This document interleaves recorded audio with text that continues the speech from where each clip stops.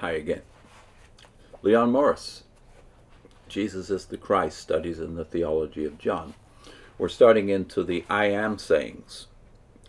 I am the bread of life is up first. In the discourse that follows the miracle of the feeding of the multitude, Jesus tells the people, I am the bread of life. That's John 6:35.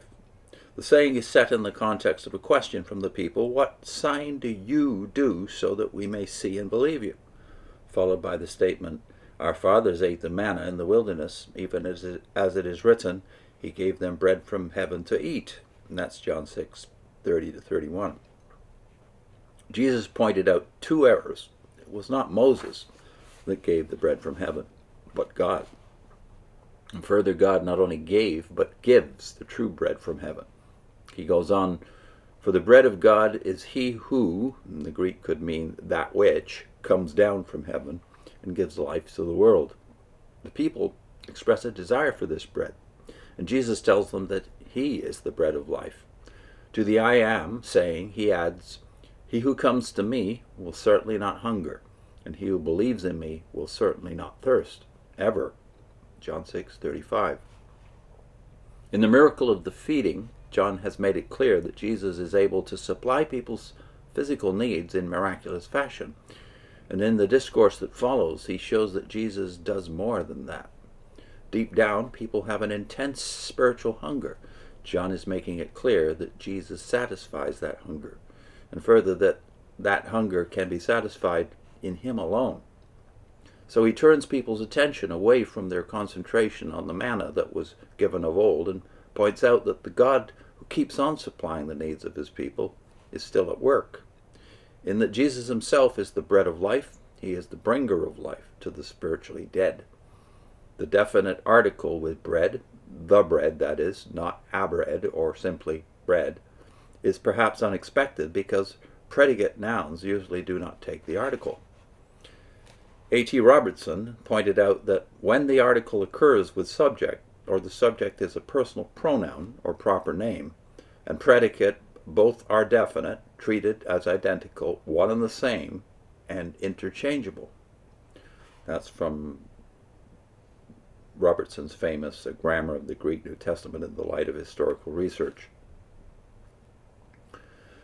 Morris goes on, the identity is important. If there were no article, we could understand that there were others who could claim to be bread of life. Jesus would be a bread of life, one among others. The article means that Jesus, and Jesus only, is the bread of life. A similar comment should be made about the equivalent article in each of the other I am sayings. We should bear in mind that for the ancients, bread was the principal element in the normal diet. People did not have available the variety of foods that we take for granted, and bread could stand for prosperity, and the lack of it for adversity. On quite a few occasions, it was referred to as the staff of bread. That is, that which supported the whole of life. It thus forms a natural simile for what is at the heart of spiritual life. Jesus is not speaking of something peripheral, but of what is essential to life, eternal, when he refers to the bread of life. The saying is repeated with variations. I am the bread that came down from heaven, 6:41. I am the living bread, who or which came. So let me read that again. I am the living bread who or which came down from heaven. That's in John 6:51. And with impressive simplicity, I am the bread of life, 6:48. The first of these is muttered by the Jews as they complain that Jesus said these words. The quotation is not exact, but it is close enough and gives his meaning. In the Johannine manner, we should understand all these slightly different sayings as meaning much the same thing. The repetition brings out the force and the importance of the saying. Jesus is making clear his heavenly origin and the fact that he alone supplies the spiritual need of his hearers. Both are important for an understanding of John's thought about Jesus. Next time, I'm the light of the world. So I'll put in a link, though, to this that relates also to the Gospel of John, which is, ask Jehovah's Witnesses, if you have conversation with them, why there is no divine name in Christ recorded conversations before the Sanhedrin.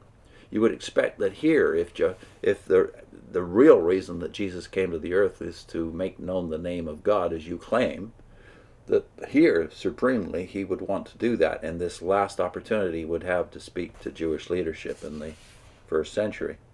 So why was it he never used the Tetragrammaton ever, really, in public, according to the Greek manuscripts we have, but especially on this occasion before the Sanhedrin? Why he did not use the name Jehovah, Yahweh, or any other form, but rather a substitution, a reference to the power, sitting beside the power in heaven. The Son of Man would sit beside the power, is a circumlocution for the divine name. And Jesus used many such circumlocutions, not just in his public comments, but in his private devotions. The name which he, of course, emphatically used for God, even in the Gospel of John, really, if you look at the narrative of the Upper Room Discourse in chapters 13 through 17 in John, what is the name that stands out above all others? Very easy to find if you're just looking for it, which is the name Father. Even in the passage where he says, I have made your name known and will make it known, that name is Father, not Yahweh, not Jehovah. See you next time.